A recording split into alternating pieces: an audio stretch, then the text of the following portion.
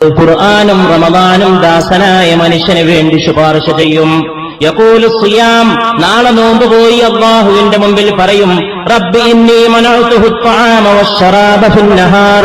അല്ലാഹുവേ, ഈ മനുഷ്യന് പകൽ സമയത്ത് അന്നവും കുടിയും ഞാൻ വിലക്കി എന്ന് നോമ്പ് നോറ്റവന് വേണ്ടി നോമ്പ് ശുപാർശ ചെയ്യുമെന്ന് റൂഹി ഫിദാ മുഹമ്മദ് മുസ്തഫ സല്ലല്ലാഹു അലൈഹി വആലിഹി വഅസ്ഹാബിഹി വസല്ലം. അതുകൊണ്ടാണ് ഈ മദീനയിലേക്കുള്ള പാത ഹുബ്ബുൻ നബിയുടെ പാത സല്ലല്ലാഹു അലൈഹി വസല്ലം, മദ്ഹുൻ നബിയുടെ പാത സല്ലല്ലാഹു അലൈഹി വസല്ലം, പരിശുദ്ധ നബിയുടെ സലാത്തിന്റെ പാത സല്ലല്ലാഹു അലൈഹി വസല്ലം. നാം എന്തൊക്കെ വിഷമങ്ങൾ ഉണ്ടെങ്കിലും അത് റമദാനിന്റെ രാത്രിക്ക് വേണ്ടി നാം ഇച്ഛിക്കുന്നതും തെരഞ്ഞെടുക്കുന്നതും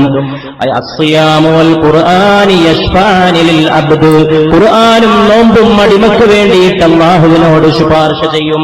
യഖൂലു സിയാം, നോമ്പ് പോയിട്ട് അല്ലാഹുവിനോട് പറയും, റബ്ബി ഇന്നി മനഅതുഹു അത്അമ വശറാബ ഫിന്നഹാർ. അല്ലാഹുവേ, ഈ നോമ്പുകാരന്റെ പകൽ സമയത്ത് അവന്റെ തീറ്റയും കുടിയും ഞാൻ അവനെ തടഞ്ഞവനാണ്. അതുകൊണ്ട് അവന്റെ കാര്യത്തിൽ എന്നെ ഒരു ശുപാർശകനാക്കേണമേ എന്ന് പരിശുദ്ധ റമദാൻ, ആ റമദാനിനെ പാലിച്ച അടിമക്ക് വേണ്ടി അല്ലാഹുവിന്റെ അർശിൻ മുമ്പിൽ ശുപാർശക്കെത്തുമെന്ന് ലോകത്തിന്റെ ഗുരുനാഥനെ മുഹമ്മദ് മുസ്തഫ സല്ലല്ലാഹു അലൈഹി വആലിഹി വഅസ്ഹാബിഹി വസല്ലം. അപ്പോഴേക്ക് ഖുർആനും ശുപാർശക്കെത്തും. വയഖൂലുൽ ഖുർആൻ, പരിശുദ്ധ നബി വിളംബരം ചെയ്യുകയാണ്. ഖുർആൻ പറയും, റബ്ബി മനഅതുഹു നൗമ ബില്ലൈൽ. അല്ലാഹുവേ, രാത്രി ഞാൻ ഈ മനുഷ്യന് ഉറക്ക് വെടിഞ്ഞവനാണ്. പാതിരാത്രി ഉറക്കലച്ച കണ്ണുകളുമായിട്ട് ഖുർആന്റെ അക്ഷരങ്ങളിലൂടെ ദൈവിക വിജ്ഞാനത്തിന്റെ വിളംബരത്തിന്റെ വെളിപാടിന്റെ വിളിയാളത്തിന്റെ മൊഴിമുത്തുകളിലൂടെ കടന്നുപോയവനാണ് ഈ മനുഷ്യൻ. അതുകൊണ്ട്